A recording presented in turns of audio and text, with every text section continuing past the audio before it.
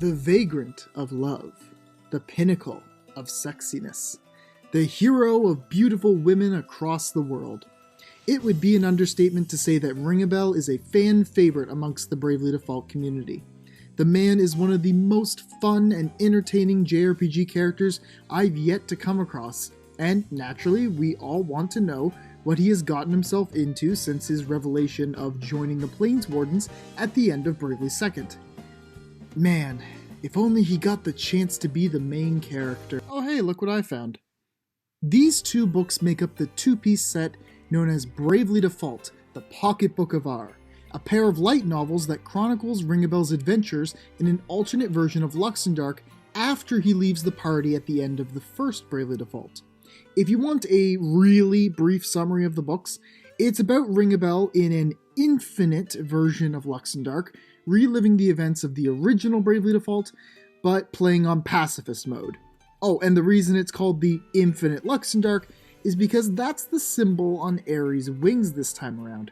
Yep, that's right, everyone's favorite little Christ fairy is back. Got your attention yet? Now, I'm not entirely sure if these are canon, but we can probably say they are since there's plenty of Bravely spin-offs already, added on to the fact that we have a Luxendarc multiverse. Oh, I'm so excited to read these books. I guess we better get started. Ah, right. Yep, these never got officially translated. No matter, I just applied the same strategy I used for the Praying Barrage and Anthology videos, using Google Translate to get the broken translation and then fix it up using my own knowledge of the Bravely series. Speaking of the Anthology, however, we also have someone else to thank for translation this time. The entire first volume and parts of the second have been thoroughly translated already by DokiDokiMaster, who did the third chapter of the Anthology way back when.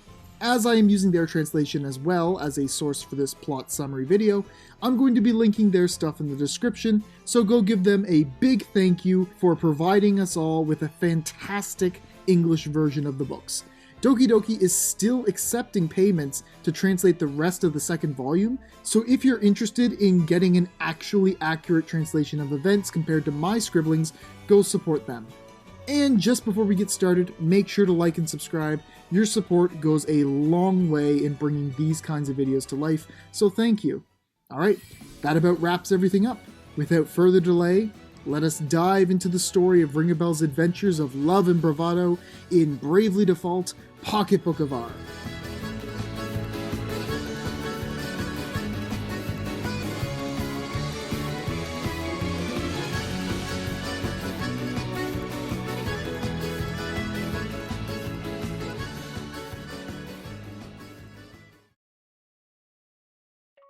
Ringabel introduces the story with his intentions to record his travels after the events of Bravely Default, where he and his friends took down a Ouroboros, adding the original D's journal and calling it R's journal instead. After heeding the words of Sage Juliana, Ringabel decides to try and go back to the world of his birth instead of returning to his friend's world. He desires to hold a funeral for the friends he already lost, as well as help rebuild Eternia there as it had lost its leader Brave, and restore that world as a whole. Taking the Echelot, his journal, and his favorite blade Masamune, Ringabel flies for the Great Chasm, which has already begun to shrink with Ouroboros' defeat. As he descends into the chasm, the darkness is replaced by flashes of light. The Echelot then begins to violently shake, and eventually Ringabel is thrown from the ship, falling into the dark abyss. Ringabel finds himself lying in the bottom of the dark pit, but before long a faint light appears and grows closer. He sees a familiar humanoid figure with wings approach, about as small as his palm. When Ringabel recognizes the creature, it smiles faintly at him, and he screams. He later awakens in the Caldesla Inn and is greeted by Owen. The captain of the guard informs Ringabel that he was out for more than a week and was found in the Norende ravine. Owen asks how Ringabel knows him, and Ringabel lies about having heard about him around town to avoid rousing suspicion. Owen then mentions the Great Chasm appearing and swallowing up Norende 8 days prior, leaving only one survivor, who had just left the inn before Ringabel awoke. Ringabel is confused as his journal confirms that the chasm opened on 10-3, and that it is 10-11, but when he entered the chasm to travel worlds, it was 6-16, meaning he has gone back in time again when changing worlds. Ringabel runs off to the Norende ravine to find Tiz, as he feels like the older brother and needs to look out for Tiz, especially considering how the Norende boy doesn't know his fate yet, and actually witnesses Tiz and Agnes's original meeting. He interrupts accidentally, expressing joy in seeing them again, since he had become lonely in his recent ventures, but naturally they do not know him, as these two have not met Ringabel yet in the timeline. Airy appears and is mistrusting of Ringabel, especially when he claims to have amnesia. Before they can do anything though, the Sky Knight's airship begins bombarding them, and the trio flee. Agnes is injured on the way, and Tiz uses a potion to heal her leg. While they are distracted, Ringabel calls upon his dark arts and fires a blast at the airship, knocking it out of the sky. Airy tries to claim that he was signaling for the Sky Knights to come, but Ringabel just brushes her off as neither Tiz nor Agnes heard Airy's accusations. The usual timeline continues, with Agnes expressing her plan to awaken the crystals and Tiz wishing to join her. When Agnes refuses, they all continue back to Caldisla, and Ringabel compliments Tiz on his pickup lines, saying he's a natural Casanova. After telling him to relax, Ringabel just tells Tiz to keep on trying, believing that his sincerity is what would make Agnes allow him to join her quest. Ringabel then debates on whether or not to inform the two of Airy's true identity. He decides on not doing so just yet, as she may transform and slaughter them if he did it now. After all, it took the combined efforts of all four of them, after their many experiences abroad, to take her down. The group then makes for Caldisla. The group inform the king about the nature of the chasm, then proceed to rest for the night at the inn, Tiz and Ringabel sharing one room, Airy and Agnes sharing another. Tiz immediately falls asleep, and Ringabel tucks him in before writing in his journal. He briefly recounts the worlds he has visited, labeling his birth world the 6th, the world he became Ringabel in as the 5th, and the world where Airy and Ouroboros were defeated as the 1st, all based on the pattern on Airy's wings. He then realizes that if he has returned to the 6th, then Tiz and Agnes should already be dead, so he has definitely traveled back in time. Furthermore, he was still Alternus Dim in this world and not Ringabel, and was also traveling with Tiz much earlier than normal. Ringabel worries about his actions changing the timeline, which scares him, as it meant that the world he was in was an entirely new one. Ringabel then questions Airy's existence, as she was supposed to be one being traveling through several worlds. He comes to the terrifying conclusion that she must have survived their final encounter at the Dark Aurora, which likely meant Ouroboros lived as well, considering the fact that the chasm was still open. He freaks out, realizing he may have to fight both Ouroboros and Airy's perfect form again, a very healthy and normal reaction when one is told they have to fight perfect Airy. He wonders for a moment if coming to this world was the right choice, instead of joining his friends in the 5th. Then he realizes that he still hadn't checked the pattern on Airy's wings.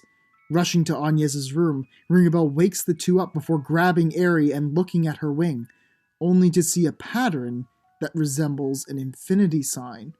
When Airy demands to know what he's doing, Ringabel says that now upon inspecting her, that he thinks she is a really cute fairy and that humans like to admire beautiful things. This flusters Airy, a kind of behavior Ringabel had never seen from her in the past. Just as the moment is coming to an end, Tiz awakens, claiming he smells smoke from outside. Looking out the window, they see ominous crow burning down the abandoned house as usual. The whole group goes outside to confront the Eternian forces, but Ringabel is thunderstruck when he hears Adia's voice shouting at Ominous. When Adia demands they retreat, Ringabel finally steps forward, not allowing their transgressions to persist. Ominous recognizes the wind vessel among them and attacks them with fire, accidentally killing one of his subordinates in the process. Adia grows infuriated and goes traitor, before asking the party to help her deal with him. Ringabel cuts through one of Ominous's fireballs, and Edea cuts his rod in two. Ominous calls it quits and escapes through using a teleport stone. Edea then asks to join the group, and the party is fully brought together. Visiting the king, the party decides on what to do next. They decide on not handing Agnès over to the Sky Knights, but rather protecting her instead. The king then arranges for the party to stay in the castle for the night, another deviation in the timeline. Ringabel then decides to refer to this world as the Infinite World, despite not knowing what exactly makes it infinite yet. Residing to the elegant room prepared for them, the party discusses what to do next. Ringabel continues to put up the front of having amnesia before disclosing the prophetic nature of his journal to the party, impressing Edea most of all based on the very detailed description of her character within. He suggests that the party follows the journal's events and steal the Sky Knight's airship from Lontano Villa, after passing through Centro Keep and kicking Ominous's butt in the morning. As the party slumbers, Ringabel wonders if this Airy is truly a monster or something else in this world. On the way to Centro Keep, as the others get to know each other, Ringabel thinks upon what his purpose in this world is. Just going along with the journey will result in the usual ending, with the Holy Pillar appearing and Airy slaughtering the party, but he can't think of any other path to take. Sage's words ring out in his head, to have the courage to disobey. Arriving at Centro Keep, Ringabel gives Tiz and Agnès some combat items to aid them, since neither has much experience in fighting: a bomb fragment, an Antarctic wind, and a light curtain. Entering the fort, the party is ambushed by a lone Ominous, who sent all the other troops to Lontano Villa. The crazed black mage then fills the place with fire, separating the party and making it impossible to attack him. Thinking fast, Tiz uses the Antarctic wind to quell the flames and the light curtain to reflect an oncoming fireball, while Ringabel rushes Ominous and uses his dark arts to knock him out. Airy brings Ringabel's powers into question again, and he tries to pass it off as his signature power that, as he figures, arises in his time of need. Before he can be questioned further though, the group hears an airship passing overhead as they tie up Ominous. Remembering what comes next, Ringabel hurries towards Caldisla, telling the party that the Sky Knights aim to kidnap the king to lure out Agnès. Arriving in Caldisla, Agnès and Tiz stay behind in the streets to heal the injured soldiers, while Ringabel and Edea make for the castle. No longer under the watchful gaze of Airy, Ringabel uses his dark arts to blast away the Sky Knights guarding the entrance, and they arrive just in time to save Owen from being cut down by Argent Heinkel. Heinkel and Edea banter for a bit, before turning to blows. Ringabel joins in the fight, but neither can get through his shield. As well, Ringabel receives a gash in his leg, and his strength is waning due to the nature of the dark arts. Heinkel also makes note of his use of it. On his last legs, Ringabel turns to a secret move, Minus Strike. He cuts through Heinkel's shield, and Edea falls up to slash the knight through the chestplate, ending the fight. Heinkel berates Edea for not killing him, but before she moves to do so, Ringabel stops her, telling her that it's not necessary, and that they can just lock him in the dungeon. She agrees as the other two arrive, informing them that none of the soldiers in the street, Caldislan or Eternian, have died. They managed to save them all.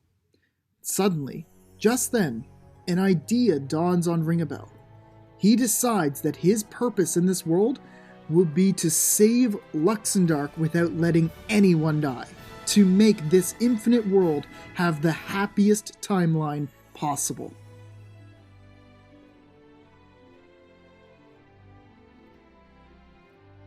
After locking up Ominous and Heinkel, Ringabel reiterates his plan to save the world with his love within his journal. He will act as the comic relief member of the party and hone in his abilities to avoid Airy's suspicion, but will make use of them should the party find themselves in trouble.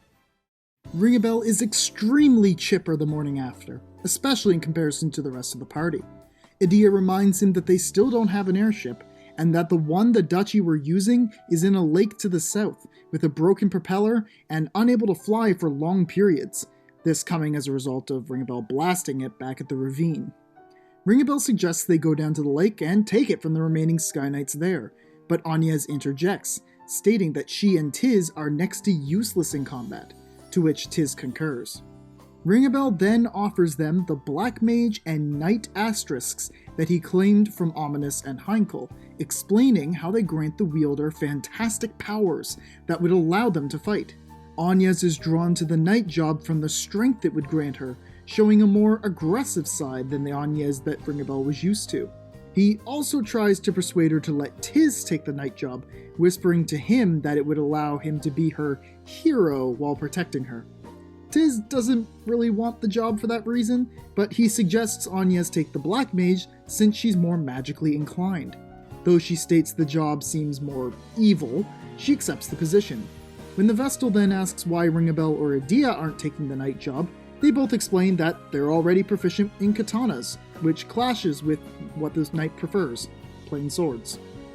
After picking up some equipment for Tiz and Agnes to align with their new jobs, the group makes for the lake.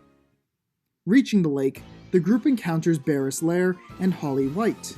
Before a fight can commence, however, Ringabel attempts to calm the situation down and bring the two asterisk holders to understand them, through flirting with Holly. Barris uses this to get the upper hand and sneak attack Ringabel, knocking him to the ground. Tiz is blown away by Holly's arrow and begins to sink into the lake. Ringabel saves him, but once everyone recuperates, they see Holly and Barris dragging Agnes onto the airship and flying away. Having lost Agnes, the party demands to know why Ringabel did what he did. He tries to explain to the rest of them how he doesn't see the need to kill anyone if they can just come to an understanding with one another instead. While the party does agree with him, they also still have to rescue Agnes now. The airship was seemingly headed north, and since it still wasn't repaired, Edea figures it was likely making for Lontano Villa. The party fight their way into the villa, and Airy does some recon and finds Agnes locked in a room on a higher floor. Eventually, though, the party's path is blocked by Barris Lair. Edea and Ringabel argue with Barris for him to let them pass. He refuses, elaborating on his mission and the whole goal of the duchy to wipe out crystalism, while Ringabel privately recalls the true reason behind the Templars' actions. Ringabel then appeals to Barris's warrior spirit, telling him that fighting the corrupt orthodoxy is fine and well, but capturing a helpless young girl is pathetic. Barris seems to be affected by his words, but just before he is about to let the party pass, Holly joins him and reminds him of their duty. Barris wants a fight over Agnes's possession. Winner takes all. Ringabel accepts, and Holly blasts the party again with arrow. Hitting the walls of the villa, Edea and Tiz are more harmed than Ringabel, so he tells them to go free Agnes while he takes care of the duchy members. With Airy gone, Ringabel is free to use his dark arts, constantly wailing on a guarding Barris, with Holly pocket healing him. Ringabel demands to know why the two fight for the duchy, and they go on about how the orthodoxy abandoned its people during the Great Plague, and that they deserve their punishment. Suddenly, Barris glows red, and it's actually revealed that he was defaulting. Barris full braves before launching a flurry of blows against Ringabel. The latter takes a hit, but now with Barris out of steam, Ringabel follows up with a counterattack against both Barris and Holly, winning him the fight. Ringabel recalls a memory from the Sixth World, his home, where he, Barris, and Holly were training together. Thinking about how Edea had been the one to kill them in his world, Ringabel bursts into tears when the duo tells him to finish them off, denying them death. He reveals his full intentions to them, and they are slowly persuaded to his cause. Holly states that she will finish repairing the echelot, and the rest of the party returns with Agnes. She is in tears after what Holly did to her, though it is not specified what. Holly also says that she and Barris will be joining the party on their trek to Ansheim. Ringabel recounts the party arriving in Ansheim, and thanks Holly and Barris for what they did. The two have since taken off with the echelot, but do not plan to report the party's status to the duchy, lest they also get in major trouble. Ringabel then recalls the atrocities that were occurring in Ansheim based on his previous visits to the city in alternate worlds, and states how it is a city without love. If he were king, he claims, then everyone would feel his love. Traveling west through the Harina Desert, The party reaches an oasis and rests there, parched from a lack of water and the extreme heat. Ringabel then suggests everyone goes swimming, before producing swimsuits he picked up in Ansheim for the ladies. Tiz and Airy get upset over not getting any, but Tiz proceeds to just wear his grey boxers and Ringabel his white speedo. The Casanova admires the two girls in the water and asks Tiz to weigh in with his thoughts. He answers in the affirmative that the girls are pretty, blushing hard from Ringabel's teasing. Airy continues to pout about not having a swimsuit, even though she wouldn't want to get her wings wet anyways. Ringabel notices that this Airy behaves in a much more human manner, but still wonders if she is the same monster as before underneath. When Adia goes to check on her belongings, she finds that the girl's stuff has been taken. Tiz checks on the boys' bags, and they are also missing. Ringabel then calls out for the thief to reveal themselves, and the jackal approaches the water's edge, along with his bandits. He threatens to gut them if they try and take their stuff back while unarmed, but Agnes uses fire to show that they aren't entirely disarmed. Jackal calls for a retreat, and the bandits make off with the party's belongings, leaving them in their swimsuits. Airy flies up and spots the band of thieves making for some nearby ruins, so Agnes uses Blizzard to quell the heat of the desert sand and create a path to the ruins. Fighting their way through the Harina ruins, the party arrives in the lair of the Jackal. When the party demands their belongings back, the Jackal summons Sigma Kint, who uses his silent sword attack to keep Agnes from casting spells, and then hits Ringabel with a sleep attack. In his slumber, Ringabel dreams of his encounter against Airy in the First World. As he awakens, the infinite Airy floats in front of him, attempting to wake him. The party is in danger, and thus Ringabel warns the two enemies off before defeating them with his dark arts. He then turns to Airy and thanks her for waking him, patting her on the head. Airy is startled by his actions and turns away from him. Confronting the tied-up Jackal and Kint, the party tries to understand why they steal. Ringabel senses there are others nearby, but before they can act, a group of children come out of hiding, much to Jackal's dismay. The kids reveal that they are all orphans that the Jackal had taken in, and thus his reason for stealing is given. Ringabel jokingly guesses that Kint wants money because of a sick daughter, to which he relents and confirms after a moment.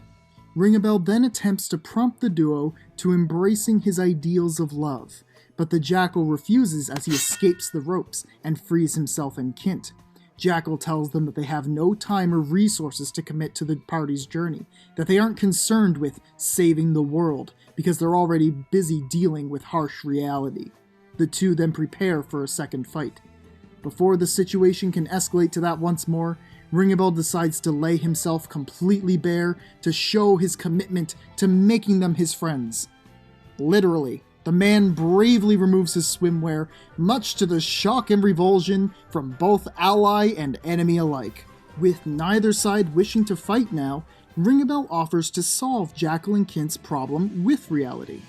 He suggests stealing money from Kammer and Profiteur, the people directly responsible for Ansheim's poverty. They eventually agree, and a heist is planned out. As Kammer gives his regular public address to the people of Ansheim, the party interrupts to reveal him for the scoundrel he is. Ringabel pulls out paper proof of his wrongdoings, stolen from Profiteur's office by Jackal. Agnes then stands up and asks for the people's support, slowly gaining their favor as Kammer retreats to his throne. In Profiteur's office, he is quickly packing his belongings. Before he leaves, he hurries to a secret safe in the office. A voice is heard behind him, but before he can act, Kint uses sword magic sleep to incapacitate him. The day after the heist, everyone meets up at the Oasis to celebrate. Everyone is super happy with the results, and Prime Minister Dominus is in place to rule instead of Kammer. Jackal declares that they might have too much wealth for themselves, and that they will probably end up sharing some of it with the poor. Ringabel confirms that all the treasures are theirs, but mentions his own price. Jackal nods, and hands over the Merchant and Time Mage asterisks, which he stole from Profiteur and Kammer. He then thanks Ringabel, and says that if they ever need the Desert Duo's assistance in the future, that they'll be there to help. Kint agrees, on the condition that he'd be paid, but Ringabel catches a hint of warmth in his eyes for the first time. Needing the help of Sage Juliana to repair the Vestal Garb so they can awaken the Wind Crystal, Jackal offers the party a secret route past the mountains that he is familiar with. Taking it, the heroes arrive at Sage's workshop and have their usual meeting. However, when Ringabel brings up his goal of uniting the world with love and not allowing anyone to die in the process, Sage responds by saying that they'd better make haste. Ringabel feels a shiver from his words, but realizes that he must indeed hurry since he does not know when Olivia may be killed in Florem. Arriving at the Temple of Wind, the party defeats Orthros, and Agnes prepares to awaken the crystal. Before the ritual, Ringabel asks Airy if this really is the right way, to which Airy confirms it is. Ringabel bites his tongue and stays silent about the truth, as Airy instructs Agnes through the ritual. Once again, he thinks about revealing the truth to everyone, but knows that Airy would slaughter the party as they are now, regardless of how much stronger they've become as of late. Once the ritual is complete, the Wind Crystal is awakened, and Airy is very pleased. Ringabel teases her about being pouty all the time, to which Airy retorts that it's natural for her, as a Crystal Fairy, to be happy about the crystal's awakening. When Ringabel compares the feeling to recovering from Athlete's Foot, Airy begins tiny slapping his face, and the rest of the party laughs at their interaction. Ringabel realizes that they do seem to make a good pair, both on the outside with their antics, and on their insides as liars and secret keepers. For now, though, Ringabel decides he is okay with going along with her deceptive fantasy, as a gentle breeze from Airy's slap touches his cheek. Returning to Ansheim briefly, word has already spread of the Vestal's deeds. Dominus supplies the party with what they need before they head off to Florem. Completely taken aback by the citizens' behavior and the changes of the city itself, Agnes seeks out the matriarch, who informs her of the current cultural shift and Olivia having gone into hiding. Ringabel suggests that the party check out the village to the west, as his journal mentions them finding Olivia there. As they travel, Agnes grows suspicious of the journal and Ringabel. She asks why Olivia's location would be written in such a thing, and why Ringabel would have it.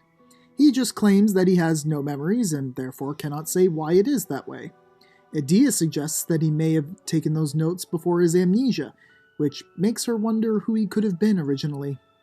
Ringabel asks if she has any idea, and she says that she doesn't, which comes as both a relief and a sadness to him.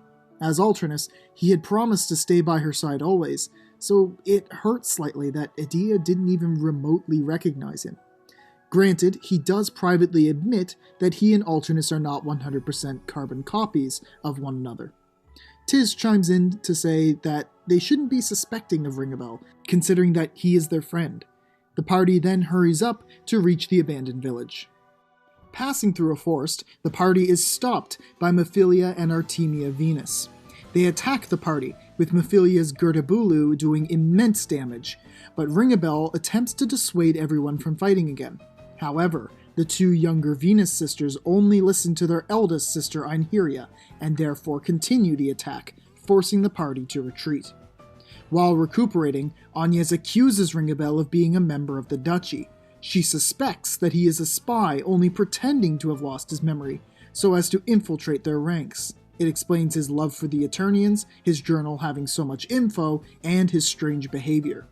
Edea joins in slightly before Tiz steps in again to stop the infighting.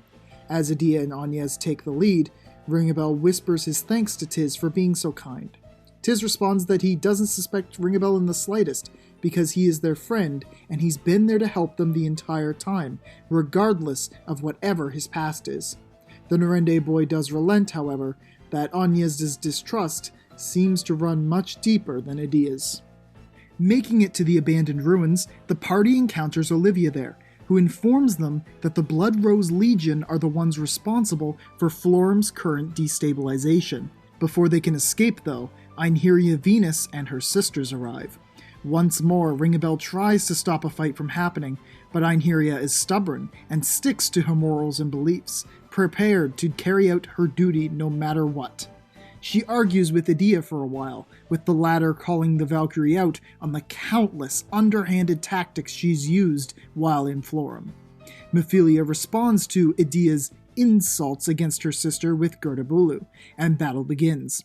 Tiz retreats to safety with Agnes and Olivia, and Ringabel is quick to use his dark arts to knock the younger Venus sisters unconscious, leaving only Einherja on her feet. He hopes to speak sense to her again, but Einherja just continues the fight, dueling with Edea. The Grand Marshal's daughter manages to get the Valkyrie to kneel, but when she won't kill her, Einherja uses Crescent Moon to knock Ringabel and Edea to the ground. However, she relents, admitting that the horrible actions she has performed in Florem are tiring to her, and that she wishes Edea to finish her off and free her from this pain. Edea moves to strike her down, but Ringabel interjects, and is pierced by sword and spear alike as the two women go to strike each other. Both are shocked by his behavior, especially at his mentioning of not wanting to let two beautiful women kill each other, and Einherja is finally moved by Ringabel's determination, agreeing to his ideals. They remove the weapons too quickly, however, and the pain knocks Ringabel unconscious.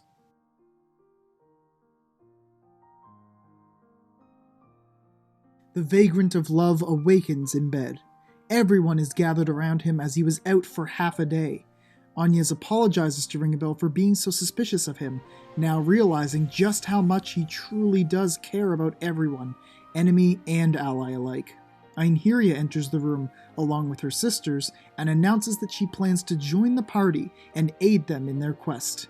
Her sisters will follow along. Later, as Ringabel rests, Airy comes to speak to him.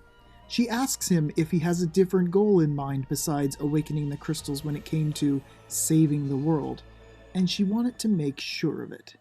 Ringabel just says he has no ulterior motive, and Airy seems satisfied with this. With the help of the Venus sisters, the party defeats Fiore de Rosa and stops the Blood Rose Legion interference in Florem. Afterwards, the Sacred Flower Festival takes place, and the matriarch wants to have a feast with everyone after the winner is announced.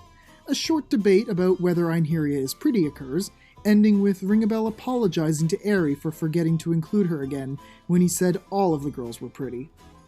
As everyone else makes their way to the matriarch's place for the feast, Ringabel stops for a moment, prompting Airy to ask if he's going to come. He confirms that he will, but he has some things to ask of her first. He asks if Airy knows who he is, and she just says that he's Ringabel, the amnesiac flirt. Ringabel then pushes further, asking who Airy is. She just says that she's a Christ fairy, meant to help Agnes save the world. Ringabel holds back the urge to ask if he can really believe that. Ringabel imagines telling Airy everything in his head, how he's always hated her for killing Edea, and his friends for deceiving them to the very end of their long journey, but even more so, he felt sadness, because he had still seen her too as a friend, and didn't want to believe that she was only using them to serve her dark god. Ringabel finally builds up the courage to ask one final question. Is your master, that monster, still alive? Before Airy can answer, though, a large object suddenly appears in the sky, the echelot. The airship then descends rapidly, smashing through the tall bunny statue in Florem and crashing into the festival stage. As the citizens flee the scene, the party approaches and see Barris and Holly weakly crawling from the wreckage. Barris explains that they were found out as traitors, and as such, an assassin was sent after them. Said assassin then steps out of the ship, Ultranus Dim, Ringabel's counterpart of this world.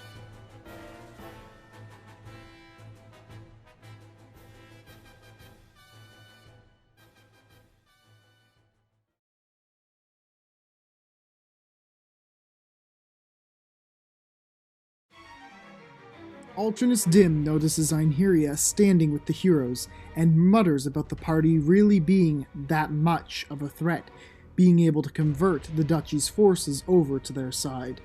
Edea asks Ultranus if he is the assassin, before explaining to the party how she is acquainted with the Dark Knight. She then recalls that Ringabel also uses the dark arts, and asks him about it. Ringabel denies knowing anything, then warns everyone that Ultranus looks dangerous and ready to attack. Agnes tells Airy and Olivia to hide. Alternus proclaims that he knows everything about Ringabel from Holly and Barris. Our hero wonders why this Alternus doesn't seem to recognize his own face. The Dark Knight deems Ringabel too great a threat to ignore, but when he attempts to approach, Edea stops his path, telling him not to hurt her friend. She tells him that Ringabel is not a deceiver, and that she chose to join his quest of her own volition. Airy steps in and concurs, ready to protect Ringabel should Alternus try to touch him. Barris then blurts out that Alternus isn't the assassin, it's someone else. Victor and Victoria then exit the echelon. Victoria does her thing and immediately starts casting spells at people, despite Alternus's protests that the Vestals are not to be killed. Victoria asks if killing the traitors instead is fine, which Alternus still does not want, because that would include Edea.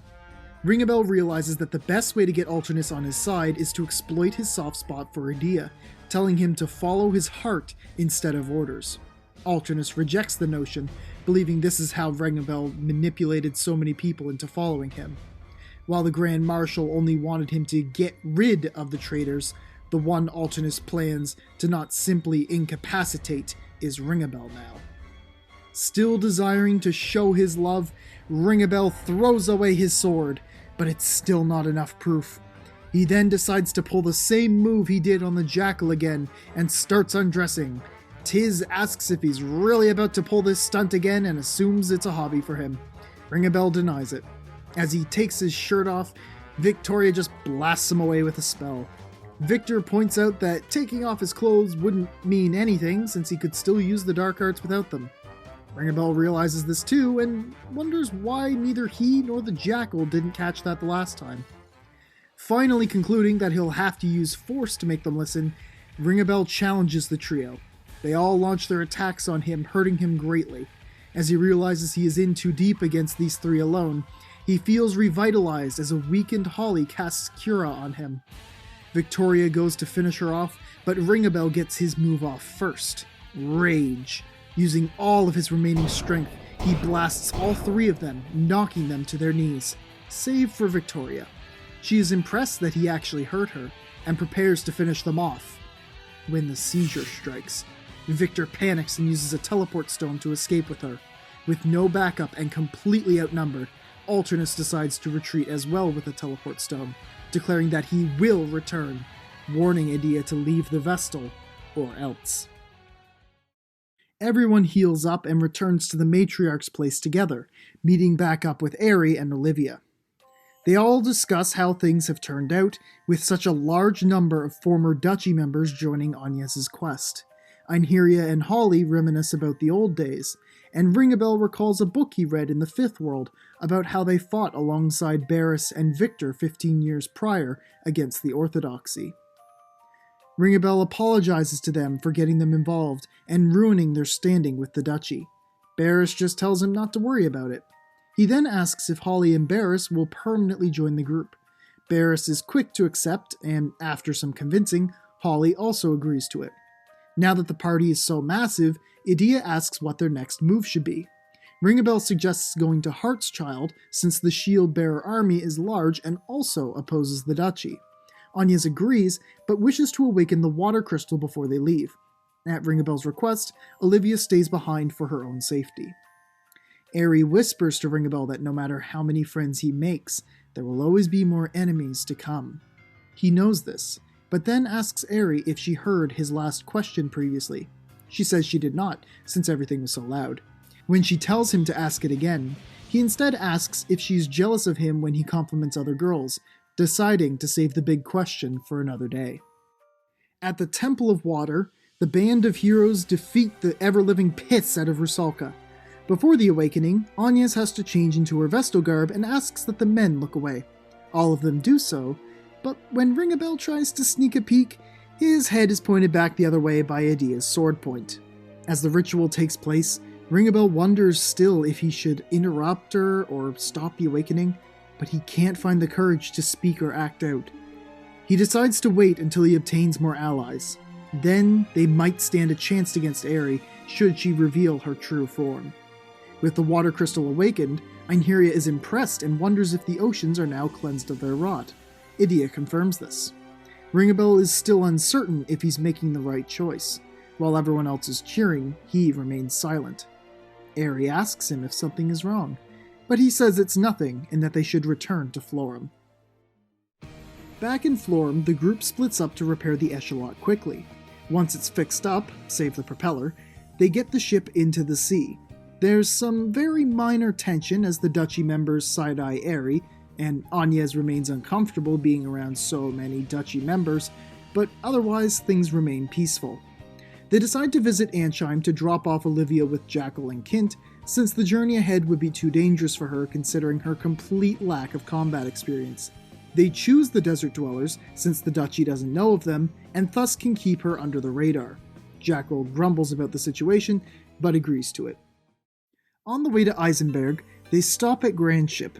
They all eat at the Drunken Pig for lunch, and Zatz is impressed with the massive quantity of food that the band is gulleting.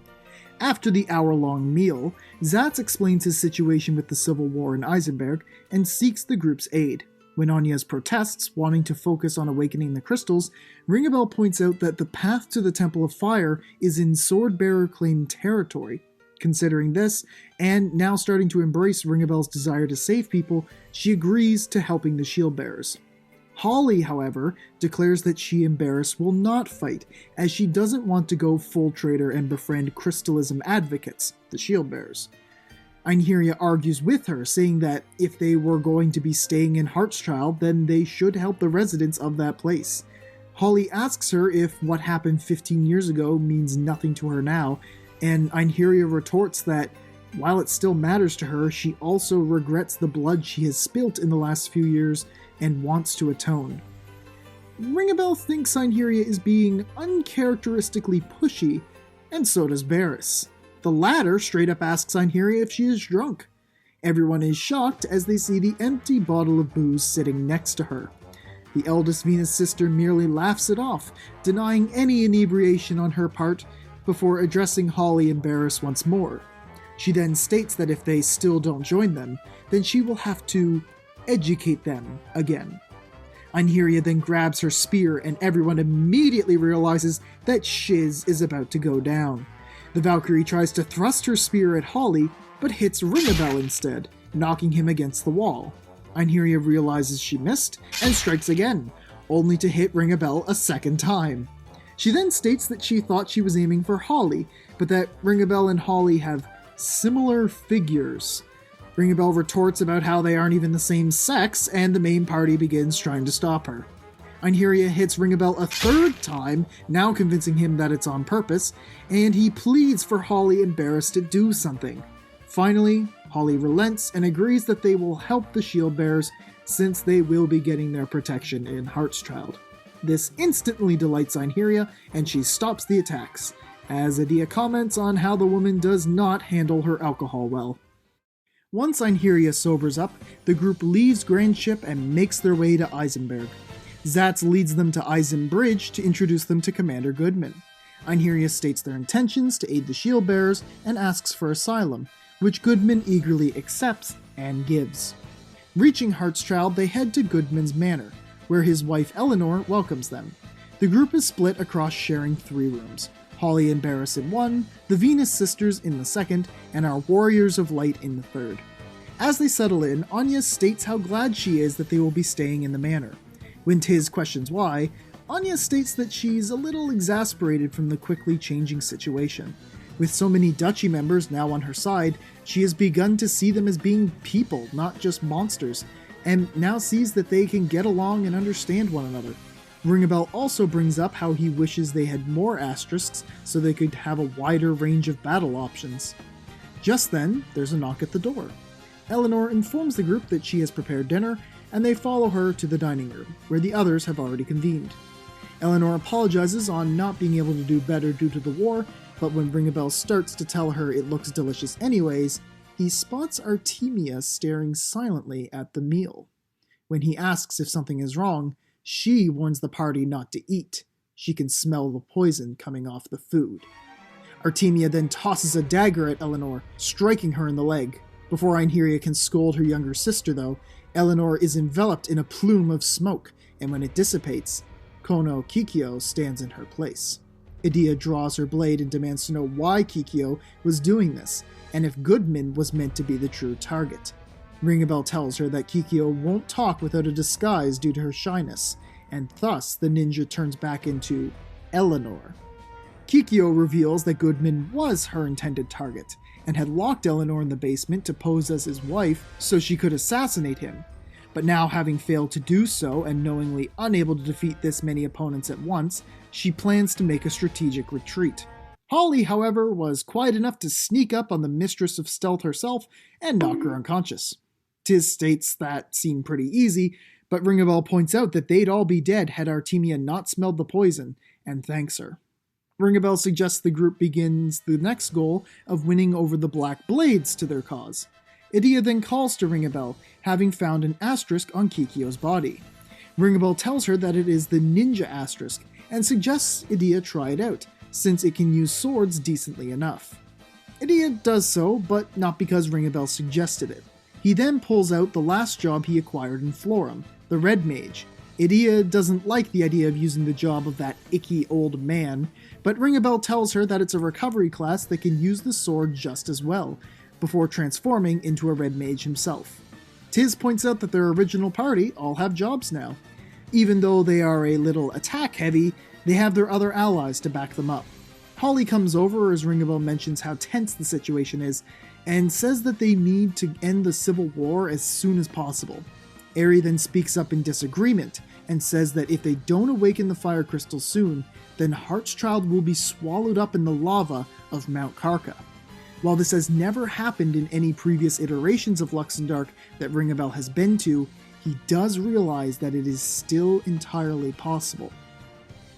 After tying up Kikyo and releasing Eleanor from the basement, the group returns to Eisenbridge to inform Goodman of the situation. He is shocked at the news, believing that Heartchild would always be safe, and never thought that a Blackblade would be there. Ringabel then asks Goodman to inform them of the war's status.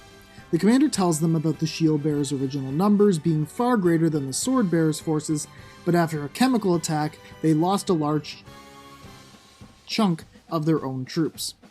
The Shield Bearers still outnumber the Sword Bearers, but support from the Black Blades and use of guerrilla warfare makes it difficult for the Shield Bearers to simply overwhelm their army. Goodman points out that the Eisenberg coast is dominated by sword-bearer naval forces, and that one lone pirate is using a ghost ship to push back the shield-bearer navy. Ringabel recognizes this man as hay-ridden Barbarossa, and Barris is impressed by such strength from an individual, wanting to tussle with the old sea dog. Ringabel asks if he can really do so without killing Barbarossa, and Barris says he can, but that he just really wants to fight him. Holly then declares that she'll stick with him to keep Barris safe. With the Navy plan figured out, Goodman moves on to the general at Eisenbridge, the battlefield diva Praline a la mode. Einherja mentions she can hear the idol songs from across the gorge as Praline sings Love in the Crossfire in the distance. Goodman suggests that the Venus sisters deal with her, since their combo of jobs are perfect for dealing with this specific scenario. This leaves one area to be dealt with: the Swordbearers' headquarters, Starkfort. Edea suggests that the main party be sent there with a squad of elite units and take out the fort, since the enemy forces will be spread out dealing with Eisenbridge and the sea at the same time. Ringabel is surprised hearing something so wise from Edea, and she states that she was just pulling on wisdom given to her by her master. Once Agnes and Tiz agree to the plan, Ringabel shouts for everyone to go, and each party rushes to their respective battle. As the attacks begin, our main heroes make their way in secret to Starkfort. They arrive at the northern capital during the night. Tiz and Airy wonder how they will get inside, and Ringabel admits that having to fight their way through the front gate will likely tire them out. They decide to check around the back, where Agnes uses sleep on a group of guards, and Ringabel blasts a hole into Starkfort with Dark Bane. As they enter the darkened fortress, Edea asks Airy to go scouting through the building for Nobutsuna Kami-Izumi, which the fairy agrees to and takes off. Continuing into Starkfort, Edea rushes a wandering guard with her new ninja powers and incapacitates him. Airy then returns and says she didn't find Kami-Izumi, but she did encounter another suspicious figure. Behind them comes a voice, and they decide to investigate. Seeing a bulky shadow within a candlelit room, Ringabel realizes the figure is Kata, and listens in on the villain monologuing to himself. Kata declares that he has retrieved the master sample of his chemical weapon from Grab Keep, and plans to use it again on the shield bearers, not caring who else it kills. Though Ringabel wanted to avoid any other conflicts, he agrees with the party that Kata is too much of a danger to leave him alone. Bursting down the door, Ringabel knocks Kata out in a burst of anger. When Airy points out that Kata is a pretty bad person to leave alive, Ringabel states that they should not discriminate in their love quest, save the world without taking a life, regardless of who they come across. Otherwise, if they started deciding who gets to live or die, deciding who is good or bad, then the quest becomes too self-righteous. Another voice speaks up behind them, and the party turns to see Kamizumi standing in the doorway. Kamizumi states that Ringabel has a point, but goes on to say that good and bad can be subjective. For example, some among the sword bearers could see Kata as a hero, even though Kamizumi himself does not condone his actions since he showed no respect for the enemy. Ringabel then asks Kamizumi if he loves his enemy in that regard, and the Swordmaster states that he does, the same way Ringabel does. He says that Alternus had informed him about Ringabel's doings, converting Duchy members to his side.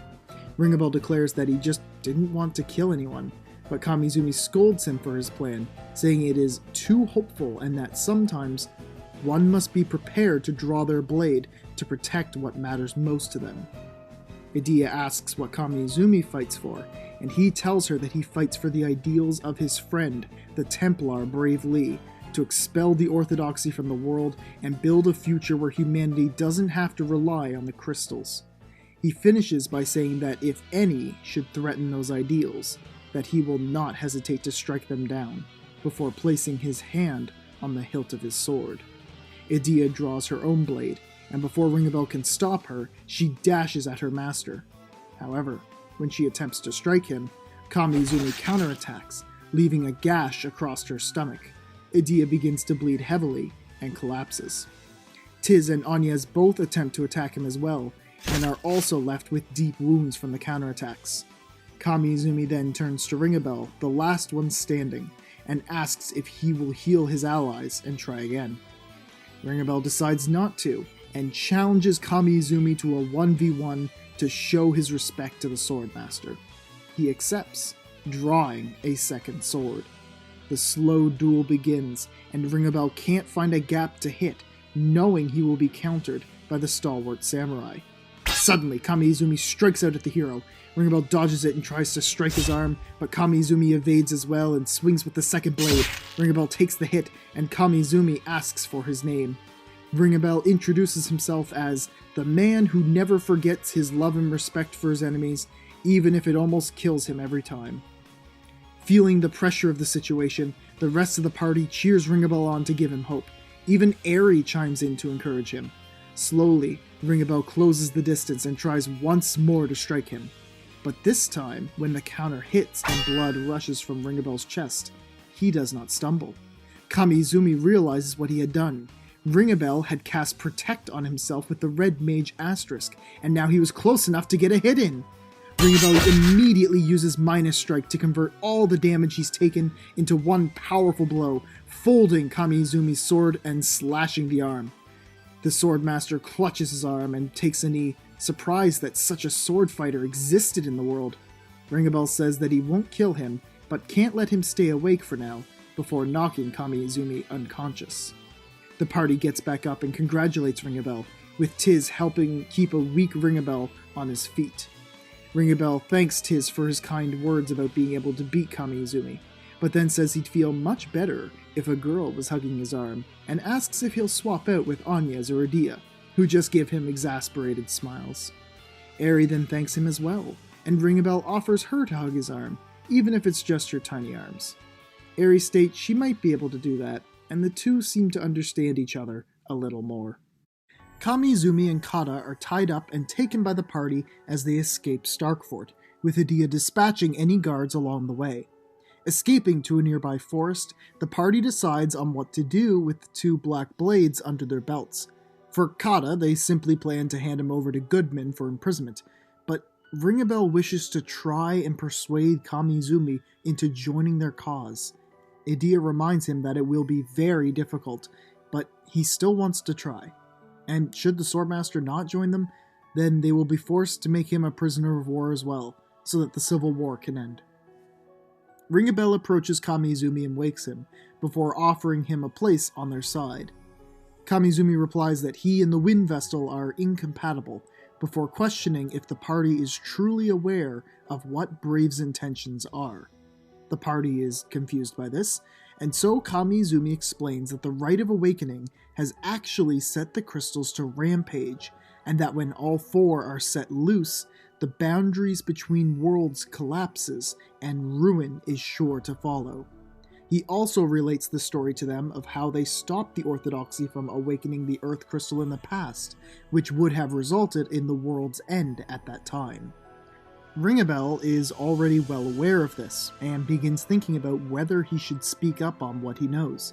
He asks why Kamizumi didn't tell them this sooner, how they could have chosen a different path had they known this beforehand. Kamizumi just says that no one would believe that a shrine maiden praying to their crystal would end the world, so Brave just gave him the task of capturing the Vestal. Ringabel is still holding his tongue, so he says that even if it's true, it doesn't mean the Grand Marshal's actions are right. He doesn't completely condone Brave's actions as wrong, but many mistakes have been made, and isn't it Kamizumi's job to fix them? Just as Kamizumi seems to be taking in Ringabel's words, there's a shout from behind them. It's Alternus Dim. He rushes at Ringabel but is blocked by Tiz, so he hurries to Kamizumi with a message from the Grand Marshal to withdraw immediately, as the other battles were a loss for the Swordbearers. Alternus then turns to the party and warns them that the rest of the duchy will not forgive them from here on out. He steals a teleport stone from Agnes, tells her that he will kill her the next time they meet, and escapes with Kamizumi in tow. Tiz asks Ringabel if what Kamizumi said was really true, but before he can answer, Airy interrupts by proclaiming that it was all a lie, with Agnes chiming in that it goes against everything the Orthodoxy's teachings told her. Tiz then asks why would Kamizumi lie to them like that, and Edea suggests it was to instill doubt. Airy then points out again that the Fire Crystal must be awakened or else Eisenberg, the only other nation on Luxendarc with an army big enough to compete with Eternia, will be destroyed. Ringabel realizes that even though it will summon the Holy Pillar, the crystals will still have to be awakened in order to restore the nature of the world, and so the same events are going to occur either way. The party makes their way back to Heartschilde to regroup. Back at Goodman's Manor, the party meets with the Venus Sisters, Barris, and Holly. Einherja reports that after defeating Praline, she stated that she was just going to become a normal girl and took off. Barris states that he did battle with Barbarossa, and that it was quite manly, but the pirate eventually escaped. Ringabel suggests that he was regrouping in Eternia, as were the rest of their forces, and thanks everyone for their hard work. 2 days later, the party makes for the Mithril Mines, and find Egil. Ringabel gets him to open the hidden pathway to the Temple of Fire, and then has Einherja take him back to Heartschilde. They reach the temple, defeat Chogmar, it was a breeze, and then Agnes prepares to awaken the Fire Crystal. As she does the rites, Ringabel can't help but feel as though he's given up. He can't stop the awakenings, but there's also only one crystal left after this. As Agnes prays to the crystal, however, something comes to Ringabel's mind, the procedure in which a crystal is awakened. He starts to think that the crystal doesn't need to be set to overload, it just needs to be awakened enough to restore the balance of nature. However, Airy would always say that interrupting or stopping in the middle of the ritual puts the Vestal at risk of the crystal's energy flowing back at them. But again, this is just Airy's word. Ringabel has never once seen it happen. He feels compelled to stop the ritual now by speaking up, but the voices in his head tell him not to, worried about what may happen to Agnes should he be wrong. Then another voice came through, reminding him to have the courage to disobey. Sage Juliana. For the first time in all of his long journey, Ringabel disobeys, He charges the altar and screams for Agnes to stop. He wraps his arms around her, with Airy pulling on his hair and telling him to stop. It also seems that he angered Agnes for touching, presumably, her chest, and he tries to explain that it is not an act of perversion. Idia comes up on his flank and tries to pull him away. Tiz, however, stays where he is and points out the crystal's state. Everyone looks to see that the crystal, though in a less bright state than before, has been awakened, despite the ritual's interruption. Agnes silently hopes for the energy not to rebound, and it does not. Once everything seems calm, the party begins to question Airy's explanation and wonder what happened. Airy says that she doesn't understand either, since she just taught Agnes the instructions she had known from birth. Ringabel is overcome by a sudden sense of crisis. If the party weighs too much into Airy, then it could result in Ringabel overplaying his hand and revealing himself too much.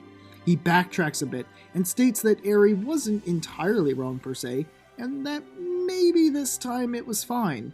Besides, they didn't know if it actually calmed Mount Karka yet. The rest of the party agrees and decides to head back to Heartstride to see for themselves. On their way out of the temple, Airy stops Ringabel and asks him why he was protecting her. His feelings on the matter are jumbled, so he just says that now with the duchy preparing for the final stand, the party can't afford to break apart now. Airy seems to accept the answer and moves along. But now, Ringabel has confirmation of his theory. The crystals don't need to be set to rampage to save the world. However, if that is this Airy's plan, then it may have painted a target on his back by interfering, and she may try to take him out when they're alone. But for now, Ringabel has to focus on the next big obstacle, the duchy itself, and its homeland of Eternia. His resolve is strengthened at this thought as he walks alongside Airy. With the fire crystal restored, no eruption seems due to happen in Heartstride. However, the duchy has begun to make its move in response to the Vestal's actions. They have sent more forces back to Florum and restarted political instability in Ansheim in an attempt to pressure the Vestal. They even put a bounty on the Vestal's head. This is the first time Ringabel has seen this course of events in his travels. In time, those countries began to follow the beliefs of the duchy, which made its people lash out against the Vestal and crew. It put stress on the party not to attack them back, and so Ringabel begins planning a way of keeping each country peaceful. He comes to the conclusion that he must visit Sage Juliana and ask for guidance, since Brave may listen to the words of an old mentor. The whole group arrives at Juliana's place in the eastern Florum woods, and the man is pleased by all the pretty young women who just came to see him. Ringabel notes that, before arriving, Airy had said that the sage was a dirty old crab of a man. When Artemia asks how Juliana knows their names, Einherja explains that he was one of the founding members of the Duchy of Eternia. Ringabel stops Juliana before his reminiscing takes over and explains the current situation to him. Unfortunately, Juliana informs them that Brave will not listen to him. Even if the party knows the safe way of awakening the crystals, he is far too driven in his ideals, and simple words will not sway him. The sage then explains that if they want to change his perceptions, they will need more allies in the fight to come, just as Brave had his own army when he went up against the Orthodoxy in the past. The rest of the party around Ringabel gives their own answers on this, mostly coming to a collective yes on the matter.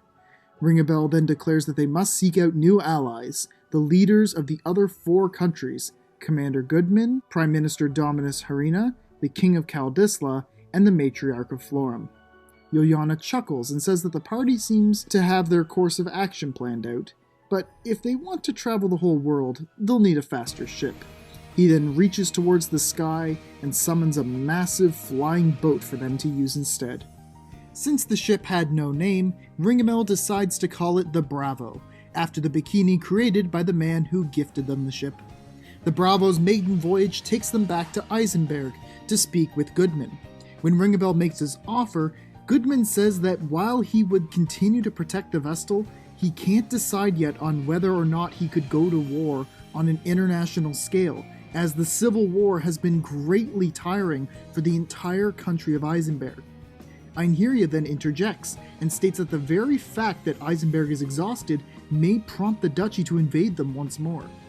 Goodman sits on this for a moment before answering that if the other 3 countries comply with the alliance, then he will join them. Accepting Goodman's offer, the party travels next to Ansheim. Prime Minister Harina is much easier to convince, having hated the duchy's interference and is looking forward to Ansheim's new democratic future. He's fully on board with supporting the Vestal's plans, despite Ansheim's lacking military presence.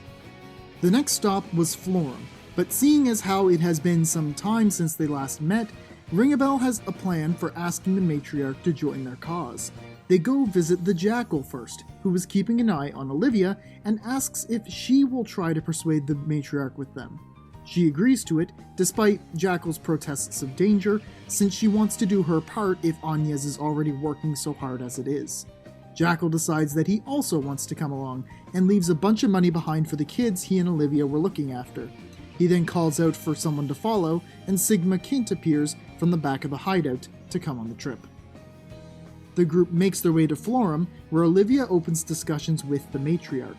Unfortunately, the matriarch cannot agree to opposing the duchy, as Florum has always taken a neutral position on this sort of matter, and thus has no army. Once this answer is given, Olivia tells Ringabel to take the others to Kaldisla, while she stays in Florum to try and convince the matriarch on her own. Ringabel is anxious about this, considering that the duchy forces within Florum may try to assassinate her, but Einherja speaks up and says that the Venus sisters will stay to protect her alongside Jackal and Kint.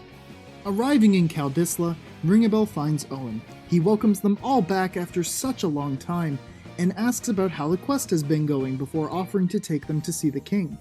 Entering the throne room, the king immediately recognizes the party, but is confused when introduced to Barris and Holly as to why they are with them. Ringabel explains the whole story to him, and afterwards the king immediately agrees to joining the alliance against the duchy. He states that he still needs to repay the heroes who helped save his nation a month ago, and that the duchy already acted against them in the past, so it made no difference now whether or not he joined with the Vestal. However, just as everyone is cheering, a young girl's voice can be heard behind them, asking the king if his decision was really a smart one. Everyone turns to see Victor and Victoria entering the throne room. Victor asks Victoria if she intends to kill everyone in the room, and the witch responds with a definite yes, as there were plenty of traitors in their midst. Ringabel tells Owen to protect the king, and Holly mouths off at Victor before casting Shell on the party. In response, Victor uses Fairy's aid to boost Victoria's magic damage. Ringabel calls for everyone to default, just as Victoria starts her barrage of spells. She first blasts Barris with lightning, which Holly heals. Victoria then targets Ringabel and Holly with her magic, trying to eliminate the supports. Agnes prepares her own Thundera, but Victor reflects it back. In that split second, Tiz and Adia rush the 2 council members, aiming for Victoria. However, Victor protects her and is knocked away, bloodied. Victoria doesn't bother checking on him, only staring at Tiz and the others now. She compliments their attack, and then proceeds to initiate her own. A red aura suddenly flashes around Victoria 3 times, and she braves to cast 4 more spells upon Tiz, Adia, Barris, and Agnes, knocking them all down. Ringabel and Holly get everyone back on their feet with healing magic, while Victoria taunts them, wondering how much more they can take. Just then, the moment Ringabel was counting on occurred. Victoria's seizures began to take over. Before she could retreat, however, the Arcanist had one last ace up her sleeve. She cast Corpse upon the king himself, with Owen rushing to his side. The king is currently unharmed, but Victoria states that she has placed a death sentence on him. If the Vestal's forces do not turn themselves in, and Kaldisla does not place itself under duchy rule within 3 days, the king will die. Victor compliments Victoria's move, then takes the 2 away with a teleport stone to get her treatment. Despite this, the king turns to Agnes and states that he will still stand with her, that Kaldisla will not choose to join the duchy, even if it means his death. Owen is deeply upset by this, and Ringabel vows to do something about this before leaving the castle. The party follows him, and Tiz asks what Ringabel is planning to do. He tells the Narende boy that he intends to find the Vix. Tiz says that there's no way he could know where they would have went, but Ringabel is already aware of where they've gone.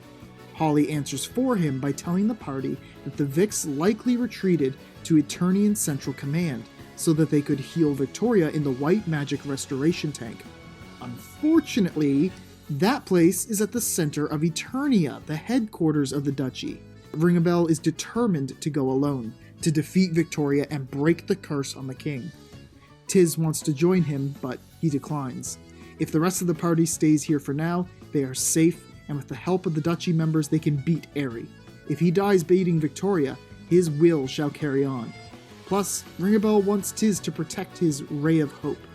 However, Edea steps in and says that a solo operation is still too risky, and so she will join him instead. Ringabel is elated at this proposal, and asks if she will share in his love with him. She tells him not to be weird about it, but that she will join him. Holly also says she'll go, having history with Victor, and of course where Holly goes, Barris follows. Tears fill Ringabel's eyes, and he thanks them for their support. As they go to leave, however, Airy voices up and tells Ringabel to be careful as well. Ringabel is very surprised by this, and the thought occurs to him that this Airy may not be a monster after all. As they travel towards Eternia on the Bravo, Edea asks Ringabel if he plans to try and get Victoria to join them. He admits that was the case, and Holly and Barris join the conversation, with the former saying that Victoria is impossible to persuade. When asked why, the white mage states that she is a witch, inhuman, and therefore immune to human reasoning. Victor will also be impossible, because he is entirely loyal to Victoria, dedicating himself to her recovery even after she killed his father Vincent. Holly then states she is willing to break their rule this time because of the impossible nature of recruiting them. Ringabel has no answer for her as they reach Eternia. At night, the party makes their way into Eternian Central Command as Holly uses Aeroa to blow all the guards away. Making their way into the white magic healing chamber, they find Victoria within the tank. Victor comes out from behind it and calls for the guards, but Barris shouts and uses his asterisk to isolate the party, the tank, and Victor in its combat space. Before fighting ensues, though, Ringabel asks Victor if he will hear him out. He informs Victor that the King of Kaldisla does not plan on turning over the Vestal or his kingdom, which slightly surprises Victor. Ringabel then asks if Victor would ask Victoria to remove the death sentence, to which Victor says he will not, as he does what she wishes. All of his work with white magic has not been for the people of Eternia, it was all for Victoria. At that moment, Victoria awakes and exits the tank, stating that she is ready enough to finish the party off. When Ringabel asks her directly to remove the death sentence, she says that it is impossible. Ringabel angrily asks why she would use it as a bargaining chip if the outcome was the same whether Kaldisla gave in or not. The witch states that breaking the promise is fine so long as the Vestal was captured. With no other options left, and Holly reminding him that this is how Victoria is, Ringabel comes to one conclusion. He has to kill the spellcaster who placed the sentence on the king, or let Victoria live and the king dies. Edea tries to snap Ringabel out of his daze, and Victoria announces her plans to, once again, kill them all. Holly calls their targets, her and Barris on Victor, Edea and Ringabel on Victoria. Holly tries to use arrow on Victor, but he reflects it. Barris follows up with a punch that gets blocked. Meanwhile, Edea and Ringabel close the gap on Victoria and try to slash her, but she flies away and uses poison on them. Ringabel clears the poison with Esena, and Edea asks for Ringabel's shoulders. He stands firm, and Edea uses him as a springboard to launch herself at Victoria and slash her. Ringabel follows up with a Dark Bane, and Victoria is knocked to the ground. Victor calls out her name, but cannot aid as he is busy with Barris and Holly. Edea tells the Arcanist that they don't want to fight, as it's meaningless at this point. Victoria blasts Edea with Dark, and then declares that though this fighting shortens her life, it's all she can do since she was reborn as a witch. Ringabel realizes that Mercy killing Victoria may be the right way to save her in particular. To this end, Ringabel uses life or death on himself, and declares that he only has a few turns to kill her, or else he will die. This way, he can at least understand what she's going through. Victoria accepts and begins blasting Ringabel with dark and poison. Still, he refuses to die, suffering through the pain Victoria feels with the boost from life or death. On and on it goes, with Victoria harming him and Ringabel just clinging to life with his restoration magic, until another seizure overwhelms Victoria. Ringabel feels the life or death effects wear off, then calls to Victor to see Victoria's state. Victor pushes past Barris and holds Victoria, wanting to put her back in the tank. But Victoria refuses, saying that this time, she's ready to die. She turns to Ringabel and thanks him for letting her play one last time, and then passes away with a smile. Victor comments on this, then begins walking away to mourn Victoria and report to the Grand Marshal. Barris lowers the asterisk field, and Victor disappears. On their way out of Central Command, the group does not encounter a single enemy. Ringabel was not wondering about that, however. His mind was preoccupied with Victoria and not being able to keep her alive. As he wipes tears away from his eyes, Edea comes up to him and reminds him that he's not a god. He's just human, and that there are always going to be things that he cannot save. She walks around in front of him and looks him in the eyes, saying that she doesn't like the sad Ringabel before her. She prefers the usual one. Seeing the anxiety she's feeling, Ringabel forces a smile to keep his lady from feeling down. Then he remembers something, and blurting out, he asks about what Edea had said earlier, that she liked him. She is taken aback about this and starts fighting with Ringabel. Holly and Barris watch and laugh.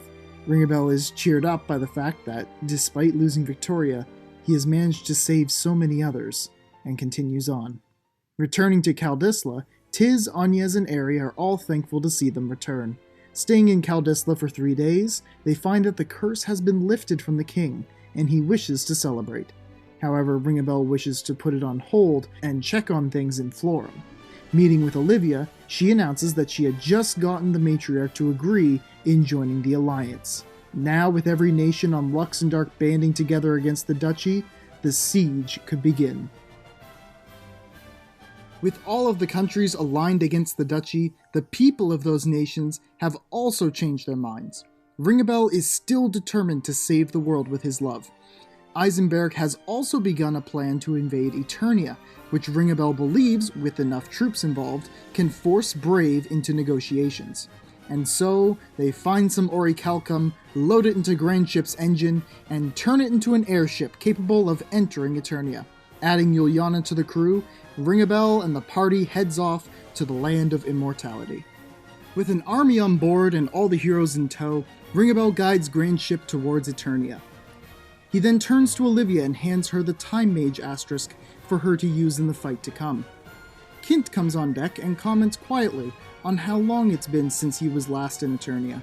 Edea is surprised to hear that, and asks when he would have been there. Einherja tells her that Kint was once a commander in the Duchy's forces. Kint just stays silent. Yuliana appears as well, and Ringabel talks with him about how he's surprised the old man is here. The sage responds by saying that he has had many regrets in his long life, and that if he wasn't here for this, it would only add more. Ringabel departs and wanders through the soldiers, thinking upon and agreeing with Yuliana's words. Wandering on, he comes across Airy and discusses the oncoming conflict, as well as being reminded of the last crystal's awakening that will come after. Ringabel decides that he actually wants to befriend Airy as well, once this is all over with. He's also not worried about the Holy Pillar appearing, even if they let the Earth Crystal run loose, since the Fire Crystal is not currently in that state. However, he is curious about why Airy isn't seemingly upset over the Fire Crystal not being out of control. Tiz and Barris then come up from the wheelhouse, having spotted a place to land. Everyone gets ready for the invasion. Once landed, Ringabel shares the plan. There are 3 routes to Eternian Central Command. He wants to have the army divide themselves up to take on each road, while the Warriors of Light make their way inside Central Command and deal with Brave. Barris and Holly will head to the coast yet again to take care of Barbarossa, and the Venus Sisters go to face off once more against a returning Praline. The last road was guarded by Kami Izumi, and a surprising voice speaks up to volunteer there. Sigma Kint. He isn't in this for a reward, he just wants to end the fight. With the plan coordinated, Yuliana wishes the main party luck and tells them to be careful.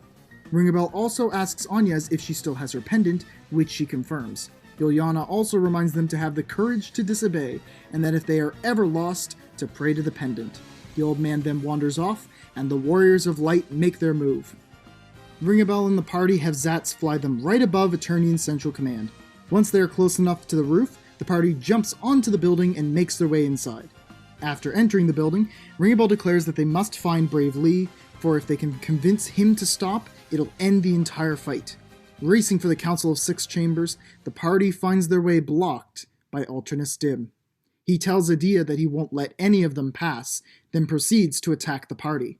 However, Ringabel manages to close the gap and stop Alternus's Dark Bane.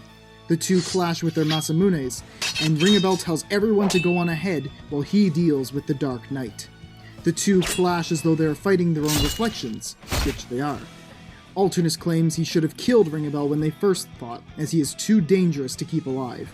When Ringabel asks to know what he means by dangerous, Alternus says that he has the power to turn people into idiots that follow his cause. The battle continues, with both countering the other's actions. Ringabel decides to take the defensive for a bit, and soon after, he braves and uses Fyra. Alternus responds by using Absorb Magic. Anticipating this, Ringabel immediately follows up with a Dark Bane and knocks Alternus into a wall.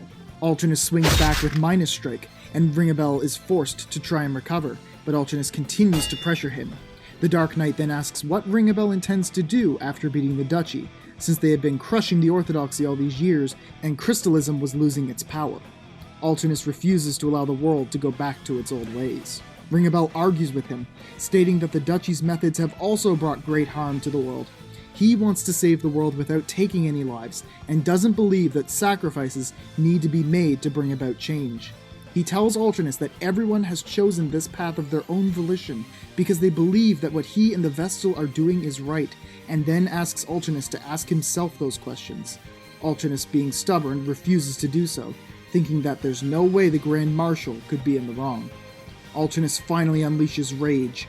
Ringabel tries to dodge the shots as best he can, but is hit by multiple Dark Banes, and afterwards can still see Alternus standing still, completely out of energy. Ringabel takes this chance and lands one last good hit on the Dark Knight, knocking him to the ground. Alternus, weak and on the verge of passing out, asks why Ringabel won't kill him. Ringabel just explains once more that he wants to save everyone with his love, and that if he lets his enemies live, then they can choose their paths differently. Alternus snarls at this, and then collapses. Ringabel reflects on how they are so similar and yet so different at the same time. Injured and weak from the fight with Alternus, Ringabel ascends the stairs to the council chambers. When he enters the room, he finds Templar Brave Lee standing before his friends, all knocked to their hands and knees, bleeding. Brave addresses Ringabel, aware of who he is from Alternus's reports. He is aware of what Ringabel wants him to do, but he will not budge. The Crystal Orthodoxy must be abolished in his eyes. If Ringabel wants to change his mind, then he'll have to do it by the sword. Brave too once wanted to change the world without a blade, but he realized that the powerless are always ruled by the powerful, and that the former cannot choose their own lives. Therefore, he had to overthrow the church to make the change he wanted, and if he were to stop now, then all the sacrifices of his allies would be in vain. Ringabel approaches the Grand Marshal, acknowledging his desire to remove the Orthodoxy's corruption, but denying his methods, and asking if his goal of 15 years ago truly needed to continue now. At this rate, Ringabel protests, the Duchy will just replace the Orthodoxy with its behavior. With a sword point on his chest, Ringabel tosses away his own blade, to the shock of his friends, as he came to talk with Brave, not to fight. Brave is surprised by this, and even more so when Ringabel tells him that they have found a way to awaken the crystals without letting them go rampant. Idia chimes in to say that the method is true, that it is how they awakened the fire crystal. Brave points out that the water and wind crystals are both out of control already, which Ringabel apologizes for and also offers a suggestion. using the white magic cables of Eternia to suck the excess power away from the crystals and return them to their original states. Brave is silent as he contemplates this, and the quiet of the room is broken by a voice declaring that he has lost. Turning around, Ringabel sees two figures standing in the door, Juliana and Lester de Rosso, the latter being the one to announce Brave's loss. Juliana goes on to say that Ringabel is indeed in the true interest of saving the world, something Brave gave up on years prior. After another long pause, Brave turns to Ringabel and tells him that if the Earth Crystal can be awakened as he claims, then he will admit his mistakes. The Templar then looks past him, back to the doorway where Alternus now also stands, and tells the Dark Knight to accompany the party to see what happens. Alternus nods in response. Making their way to Everlast Tower, the party faces off against Gigas Lich with the aid of Alternus. They make very quick work of the beast. As Agnes gets prepared for the ritual, Airy and Ringabel discuss how they should approach it. After all, last time they got lucky and the waves didn't come back to hit Agnes. Who knows if they will this time? Ringabel promises to protect Agnes should worst come to worst, and so the Wind Vestal decides she will try to stop the ritual midway to prevent overloading the crystal. Airy is upset that Agnes is choosing the risky option, which concerns Ringabel. He worries that Airy is about to reveal herself now and prepares a dark attack in secret. But then, Airy laughs and decides to go along with it, giving up on pushing for letting the crystal run rampant. Ringabel is very confused by this. Agnes smiles at Airy and begins the ritual. Midway through, Agnes stops, and the Earth Crystal seems to be fine once more. Alternus wonders aloud if the boundaries of the world are still intact. Hurrying outside, the party searches for sight of the Holy Pillar, but it does not seem to be around. The group cheers and celebrates having saved the world, but upon looking around for her, Airy has disappeared. Since the awakening worked, Brave Lee renounced his actions and began seeking out diplomatic relations with the other nations of the world, as well as supplying them with Eternia's groundbreaking medical technology. The white magic cables were applied to the runaway crystals, which returned them to their original healthy states, thanks to the aid of Victor. Agnes and Olivia had to get involved in prayer for one of the crystals, but it was eventually dealt with. A party is being held to celebrate the diplomatic relations, and Ringabel is getting all fancied up for the event. And yet, Airy is still nowhere to be found. Grandship is filled with celebration. The proprietress is offering all-you-can-eat and drink buffets in the Drunken Pig. Praline a la mode is providing music. Sword and shield bearers alike are enjoying the festivities together. Ringabel makes his way through the crowds trying to find his friends, but decides not to worry about it and grabs a pint. A loud voice hollers at him, and he sees Argent Heinkel approach. He explains that the King of Caldisla set him free after the international relationships were improved, and he tells Ringabel that he is sorry for his mistakes. Ominous is still in prison, but with time and cooperation, he should be set free soon as well. Ringabel also spots Barbarossa, Holly, and Barris grabbing a table and discussing a drinking challenge between the pirate and monk. Heinkel heads over to join them, leaving Ringabel to witness Jackal taking care of one of his kids with Olivia. Einherja approaches Ringabel and says that those two look good together. Ringabel quite agrees. Einherja mentions that while she's happy for them, seeing that happiness does make her slightly jealous, wondering when she will get to experience companionship like that. Ringabel then notices the empty glass in Einherja's hand. She's drunk again. He asks her to not go wild and attack him again, and she proclaims that it's a happy day, so she should be entitled to a drink or two. She then jumps up high and hits her head on the ceiling. Mephilia appears and comforts her, saying that a beautiful woman like her is sure to find a man someday. Ringabel moves along and finds Kami, Zumi, and Kint sharing sake while discussing their duel back in Eternia.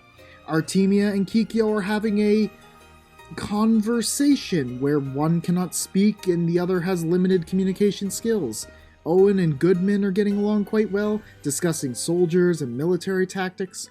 Eventually, Ringabel bumps into Alternus, who wanted to thank him for reuniting Brave and Edea.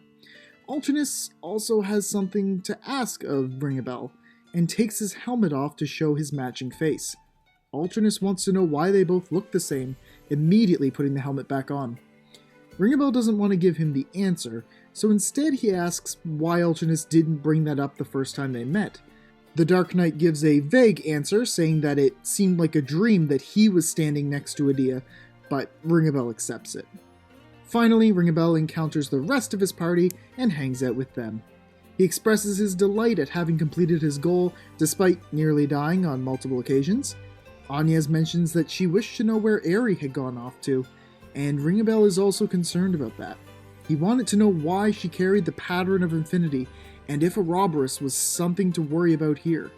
He asks the party if they want to go pay Yuliana a visit tomorrow, as he has something important he wants to tell them and the sage. Taking the Bravo to Yuliana's workshop, Ringabel announces that he has something to tell everyone. He admits to not having memory loss, and explains how he came from another world, telling them the events of Bravely Default. He also explains Airy's existence and speaks of Ouroboros. At first, the party refuses to believe him, but when Ringabel asks Yuliana if his story seems truthful, the sage says that it's in line with his own knowledge. He corroborates Ringabel's story and tells them of the angel he encountered. Ringabel then explains that he didn't tell them the truth because he wanted to protect the party from Airy transforming and murdering them all on the spot. Agnes asks if that means that their Airy was a monster. Ringabel explains that he felt more connected to this Airy, but couldn't figure out if she was a threat or not.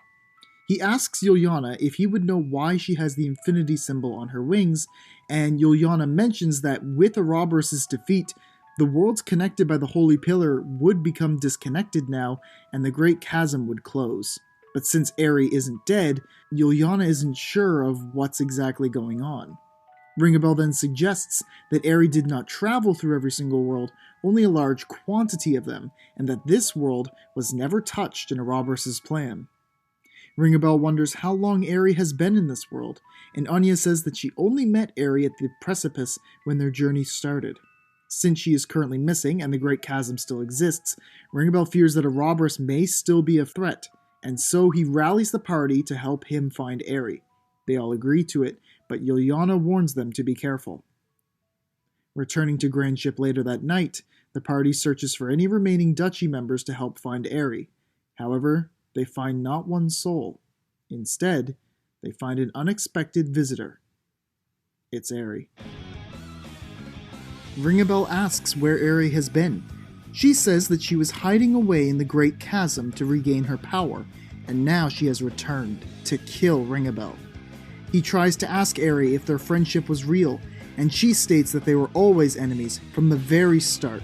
Ringabel was always trying to ruin her plans. They both recognize that they've been liars to one another. That was their relationship, and once revealed, they were enemies. Airy then states that she wishes Ringabel wasn't her enemy, because even though he was mean to her, she enjoyed their time together.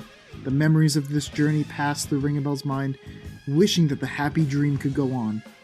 But now, with only one thing left to say, Ringabel finally asks the question again. Is your lord alive? Airy seems confused by this question, then states that she serves no one, that her purpose of existence is to set the crystals to run away in one world, then take the Holy Pillar to the next world, to overload another set of crystals, and so forth. Ringabel wonders if she is lying again, but sees no reason as to why she would lie at this point. Then a thought occurs. He asks Airy how many worlds she has traveled. The fairy doesn't answer, and instead transforms into a wicked beast, intent on killing the party and then forcing Agnes to overload the crystals. Ringabel won't allow her to harm his friends and attempts to fight her. However, Airy binds him and then uses Slaughter to knock him overboard and into the sea. Ringabel seems to awaken in a dark place, but as he slowly comes to, he finds Alternus standing over him, telling him to wake up. It was day now, meaning that it had been some time since he had been knocked from Grand Ship. Ringabel runs across the sinking country in search of his friends, until he comes across an area of broken buildings and forgotten weapons, likely where his friends made their stand against Airy. Alternus catches up, and Ringabel explains what is going on to him.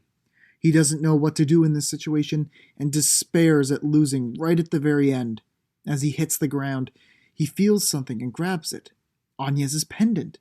He recalls it having the power to communicate with other worlds, and believes it may have the key to finding Airy and stopping her.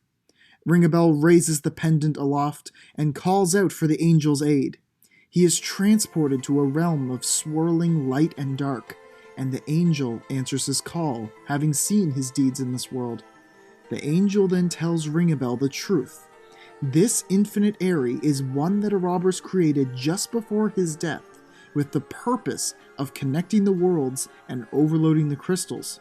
But because Ouroboros was vanquished, she doesn't know why she wishes to awaken the crystals. She is merely compelled to do so for no real reason for the rest of time. Instantly, Ringabel feels sad for her situation. The angel then tells him that Airy makes for the Temple of Wind, and that from here he must make his own choices. Ringabel promises to take the right path this time, and the vision dissipates. Alternus is confused by Ringabel's sudden disappearance, but Ringabel just informs him that he knows where Airy is. They take Alternus's airship and hurry off for Ansheim. The airship races across Luxendarc as fast as it can, and as they arrive at the Temple of Wind, they find the Bravo beginning to land, with Edea at the helm and Tiz and Agnes on the floor, injured. Airy blasts Alternus's ship with magic, causing it to start to crash. Alternus shouts for Ringabel to jump to his own ship, and he does so. Alternus blasts him in the back with a Darkbane to push him further. With that aid, Ringabel makes it over to the Bravo, much to the party's surprise. He pulls out his restoration magic as Airy appears and heals the party once more. The party then turns to Airy and the final battle begins. Tiz blocks Airy's attacks, Edea slashes at the monstrosity, and Agnes casts Thundaga on her. Airy responds by using Bind again, stopping the whole party. Airy approaches Edea to kill her, only needing Tiz as a hostage if Edea intends on getting in Airy's way. Agnes desperately pleads with Airy to let her live and asks why she is doing this. Airy states that this is her calling, her purpose that humans lack. Edea responds by asking her if Airy had more meaning to her life now than just her duty, after having traveled with them, after building her friendship with Ringabel. This makes Airy pause before trying to shake it off and strangle Edea. Through either sheer force of love or just having the effect wear off, Ringabel breaks free of Airy's bondage and uses life or death. He strikes Airy with a powerful dark blade, making her screech. But that is not the end, as Ringabel continues to strike at Airy over and over again until she finally collapses. With her defeat, the party's bonds are broken, and they cheer Ringabel on. A defeated Airy lies on the ground, staring at Ringabel. Everyone goes silent. She states that she thought she could win and kill Ringabel, but he tells her that was not her purpose. He then goes on to tell her about Ouroboros, her creator, and how she was made to supposedly bring about his advent. Finally learning this, Airy decides that is what she must do, but Ringabel tells her not to, that she wouldn't want that. He tells her of how the Airy he knew previously was used like a tool by Ouroboros, before ultimately being devoured by the evil god. Airy asks if he's telling her all this to make fun of her, but Ringabel denies it. Instead, to the surprise of everyone, he announces that he wants to break her free from Ouroboros' curse, to save her with love. Ringabel wants to save everyone, especially the ladies, and Airy is no exception. He apologizes for always being so hostile and rude with her, and that now he wants her to be free from Ouroboros' curse, to look deep within herself and decide a new path. With everyone's encouragement, Airy slowly transforms back into her smaller form, and thanks them all, deciding to make her own destiny now.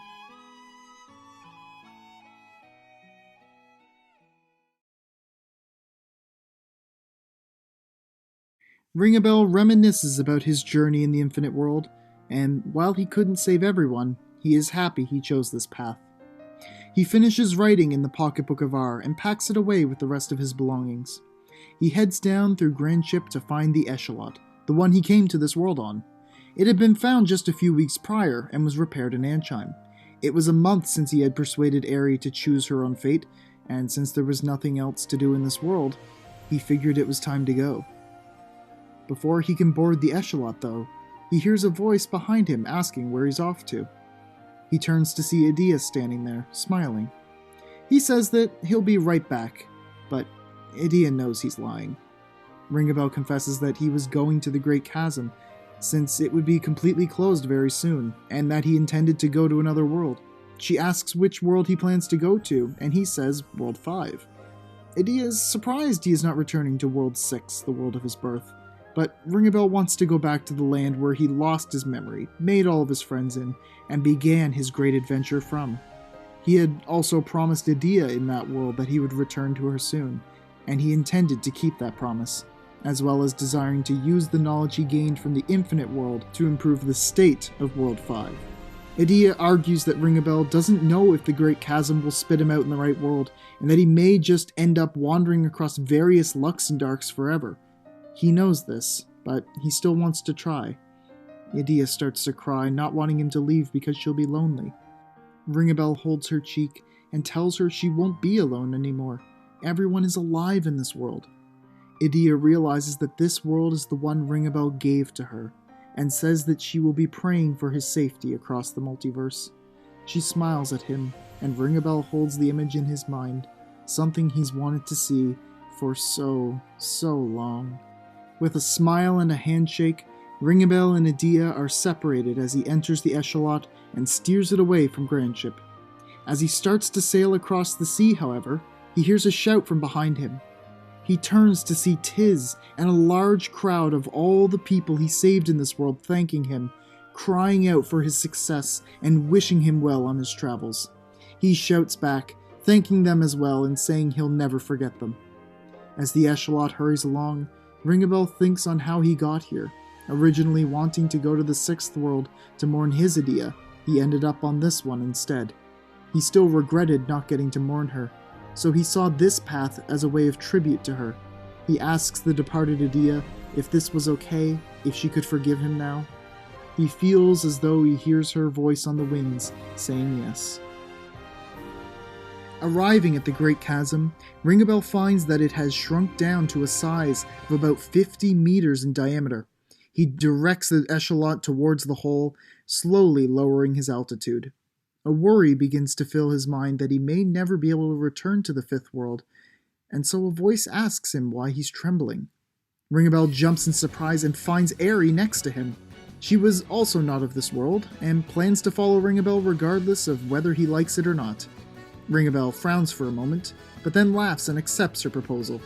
Together, the two fly down into the dark of the chasm, unsure of where it will take them, only knowing that they'll be by each other's side when they get there. And that concludes Pocketbook of R's first 2 volumes. There's actually 2 more books for Bravely Second that follow Ringabel's actions in the background of that game's plot. Unfortunately, those 2 are a bit harder to get a hold of and there's less information available on them, but maybe someday I'll do another video covering that story. But for now, I hope you've enjoyed this tale.